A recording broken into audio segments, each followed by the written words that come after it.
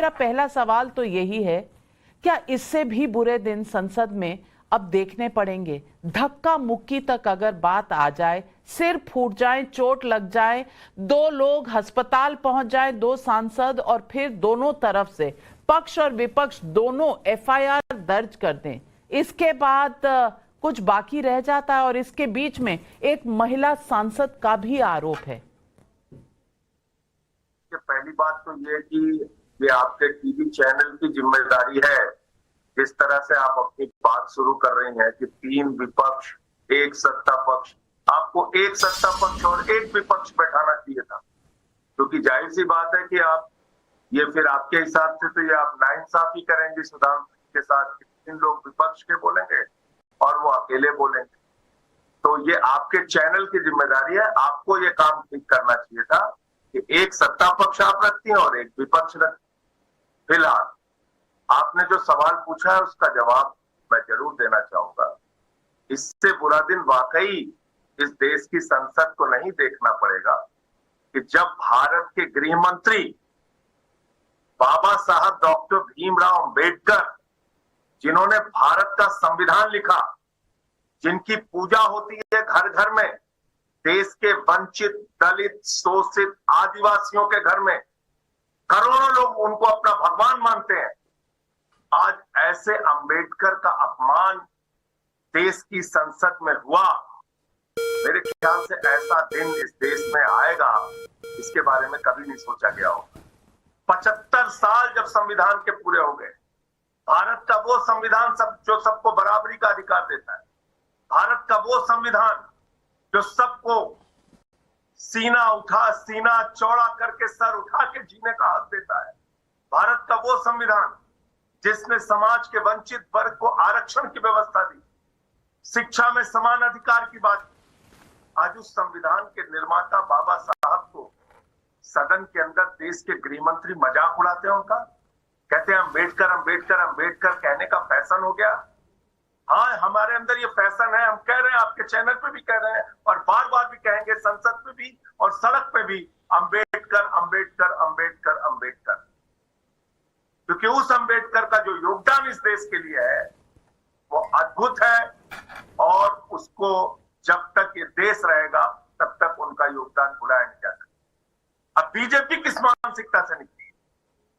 BJP RSS की उस मानसिकता से निकली है जिन्होंने 1949 में बाबा साहब डॉक्टर भीमराव अंबेडकर जी के द्वारा लिखे गए संविधान के खिलाफ पांचजन्य पत्रिका में लेख लिखा था 30 नवंबर 1949 को कि यह संविधान भारतीयता के खिलाफ।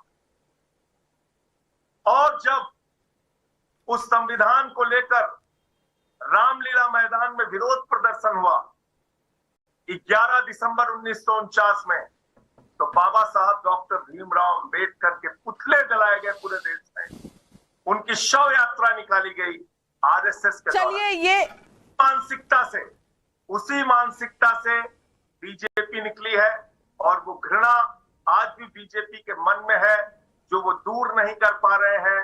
वो मंदिर के शिलान्यास में हमारे तत्कालीन राष्ट्रपति रामनाथ कोविंद जी को नहीं बुलाते, मंदिर के उद्घाटन में मौजूदा राष्ट्रपति श्रीमती द्रौपदी मुर्मू को नहीं बुलाते, वो 100 साल तक आरएसएस का एक प्रमुख दलित, पिछड़ा और आदिवासी नहीं बनाते।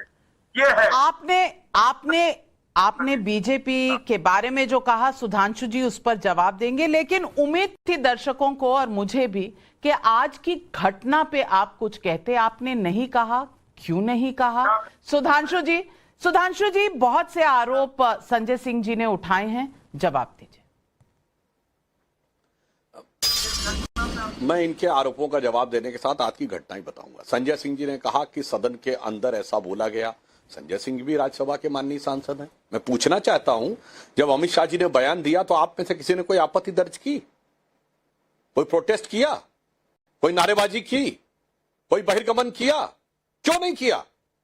यह इस बात का प्रमाण है, चूंकि आप पूरा भाषण सुन रहे थे, फिर सारा विपक्ष बाहर आता है, फिर 12 सेकंड का वीडियो क्लिप लगाकर 12 घंटे के बाद सुबेरे शुरू होता है बवाल करना। तो हमारे मन में शक पैदा होता है, या तो आप लोगों की बुद्धि की लाइट नहीं जली जैसे ट्यूबलाइट जलती है देर में, या फिर सबको समझ में आ रहा था, एक भाषण पूरे कॉन्टेक्स्ट को देखकर सीधी बात समझ में आ रही थी। बाहर निकलने के बाद सोरो सीक्रेट सर्विस से कोई सिग्नल आया होगा रात में, और उसके बाद सुबह ये लोग सब शुरू हो गए। और अभी माननीय संजय सिंह जी ने एक और बात कही कि बाबा साहब को सब लोग भगवान मानते हैं, बहुत से लोग, हाँ बहुत से लोग उनको देवतुल्य मानते हैं। तो मैं पूछना चाहता हूं, भगवान के खिलाफ जो लड़ने जाता है वो कौन होता है?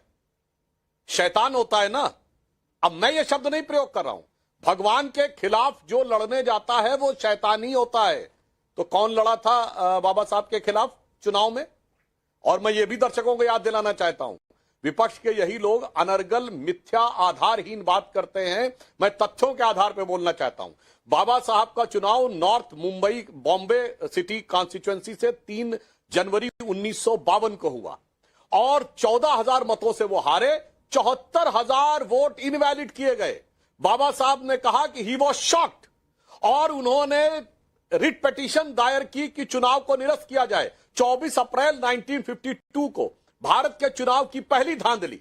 पहले तो जवाहरलाल नेहरू जी उनको हराने के लिए चुनाव प्रचार करने गए। मैं पूछना चाहता हूं, 1952 में इतनी कम थी संसाधन आने जाने के, कितनी कॉन्स्टिट्यूएंसीज में गए थे नेहरू जी? तो बाबा साहब कॉन्स्टिट्यूएंसी में गए। भारत के इतिहास की पहली चुनावी धांधली के शिकार बाबा साहब हुए और अंबेडकर जी की हार पर प्रसन्नता व्यक्त करते हुए नेहरू जी का लेटर है।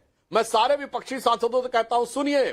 16 जनवरी 1952 एडविना माउंटबेटन को लखनऊ से बैठकर लिखा है। सोर्स है selected works of Jawaharlal Nehru series 2 volume 17 page 35 से 37। वो लिखते हैं कि our success in the Bombay city and the Bombay province is been great and Ambedkar has been dropped out. Ambedkar हार गए हैं, इस बात की बहुत खुशी है। और आगे वो लिखते हैं कि सोशलिस्ट पार्टी है join hands with Ambedkar party so they have lost their repute. यानी अगर अंबेडकर जी की पार्टी से किसी ने हाथ मिला लिया तो उसकी प्रतिष्ठा खत्म हो गई। और आगे लिखते हैं अंबेडकर है join hands with Hindu communal forces. यानी जो हमारे ऊपर आरोप लगाते हैं, ये तो मैंने सीधे पंडित नेहरू की जबानी बोल दिया। अब आइए आज की घटना पे। आज हमारे जो सांसद लोग जो प्ले कार्ड लिए हुए थे, सब में कोई ना कोई तथ्य लिखा था। बाबा साहब को चुनाव जिसने हराया उस काशजोलकर को 1970 में पद्म भूषण दिया गया, मगर बाबा साहब को भारत रत्न नहीं दिया गया 1990 तक। महोदय, कितना छुपाएंगे तिनके की ओट में पहाड़। मगर आज की घटना मैं कह देना चाहता हूं, सबने देखा। हमारे सांसद मकर गृह द्वार पे खड़े थे, इनका धरना स्थल कोई और था। अरे भाई, जब धरना खत्म करके आप अंदर आए तो कल जैसे आपका धरना हो रहा था, हम लोग किनारे से गए, अंदर क्यों नहीं गए? सीधे आकर विपक्ष के लोग अंदर घुस गए, भिड़ गए। इससे साफ समझ में आता है। और बाकी तो फोटो छोड़ दीजिए, सबने देखा किसके सांसद जलवाए जलाल से गए और किसके एम्बुलेंस में गए।